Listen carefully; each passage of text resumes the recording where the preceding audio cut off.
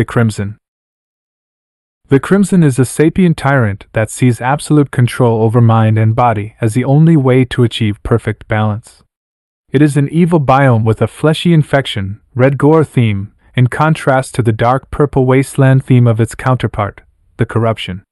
The Crimson is a single emergent living being connected directly to each world, sharing a hive mind, and solely focused on restoring balance at all costs. Thousands of worlds before the one on which you stand now have been absorbed by this being. Many misguided people have made the horrific mistake of raising the Crimson to the level of a deity, conducting human sacrifices to it to placate the monstrosity, or seek its favor. The Crimson gladly consumes these bodies, becoming one with them and producing terrifying beings, all who lose the ability to feel and blindly follow the hive mind.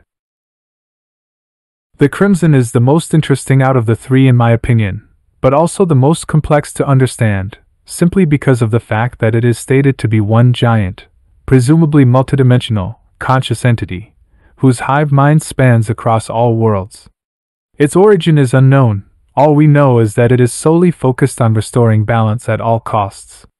Again, we have to ask ourselves the same question as with the Corruption. How is wanting to consume all worlds considered restoring balance? After all, the Crimson doesn't feed on sins and negative emotions like the Corruption, but rather, as suggested by the bestiary entries of various Crimson enemies, it consumes flesh and blood to sustain itself, just like any carnivorous creature. This is completely unrelated to the state that the world is currently in, so it can't share the same motivation as the Corruption. This mystery is complicated even further if we consider the fact that the Crimson is capable of intelligent thought. In the bestiary entries for the Brain of Cthulhu, it is stated that the brain acts independently of and aids the Crimson in its conquest. This seems to be a mutual favor, since the Creeper's entry mentions that they are actually a product of the Crimson, serving as eyes and protection for the Brain of Cthulhu.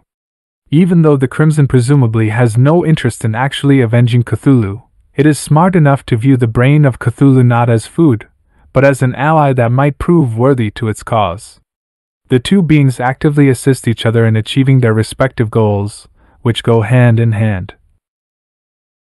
The Brain of Cthulhu wants to avenge its master by helping the Crimson take over the world, which is a relatively easy way of causing global mayhem, while the Crimson goes along with it, since that's what it was doing from the beginning anyway and has only gained a new, powerful ally. Now it almost makes sense why people used to worship the Crimson to seek its favor, considering it is both capable and willing to give power to those it considers its allies. Cool facts aside, it still doesn't explain how all of this helps to maintain balance and fairness in the world, but after reading through both the official lore, as well as all Crimson-related bestiary entries, I might have found my thesis. One thing I noticed after some time was that it is mentioned a grand total of twice that the creatures of the Crimson lose the ability to feel, once in the official lore and once in the Face Monster's bestiary entry. This might not sound like a lot, but to me it stuck out. What if the Crimson's idea of a balanced world is a world where all creatures are under its control, without joy, misery, anguish, ecstasy, or free will? They all exist within one entity, all serve the same purpose. Isn't there nothing more balanced than absolute control? This explains why the Crimson wants to take over everything. It is simply a control freak that believes that it's best for all creatures if they let it do the thinking for them. An interesting theory about the Crimson's origin is that it's heavily implied it is the body of Cthulhu. The huge skull in the background has eye sockets that eyes of Cthulhu can fit perfectly into. The boss of the area is the Brain of Cthulhu. Ichor is a Crimson exclusive item. But what exactly is Ichor? It says it's the blood of the gods, and the term Ichor is used several times in H.P. Lovecraft's Great Tales of Horror as a descriptive word. So Ichor is the blood of Cthulhu or some other bodily fluid, or maybe Ichor was just added to Terraria as a kind of nod to Lovecraft. It is highly possible that the chasms are a limb of Cthulhu such as arms. But it is part of my personal belief that they are in fact wings. It is common knowledge that Cthulhu has wings.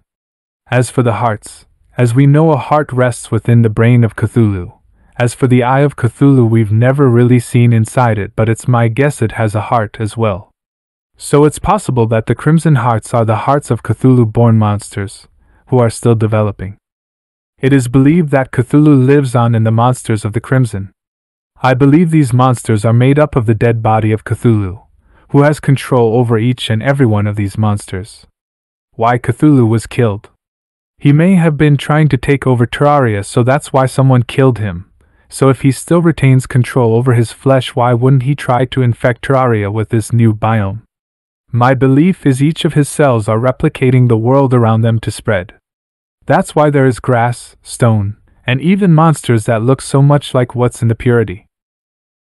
The Crimson is a single emergent living being connected directly to each world, sharing a hive mind, and solely focused on restoring balance at all costs. Thousands of worlds before the one on which you stand now have been absorbed by this being. Many misguided people have made the horrific mistake of raising the Crimson to the level of a deity, conducting human sacrifices to it to placate the monstrosity, or seek its favor. The Crimson gladly consumes these bodies, becoming one with them and producing terrifying beings, all who lose the ability to feel and blindly follow the hive mind.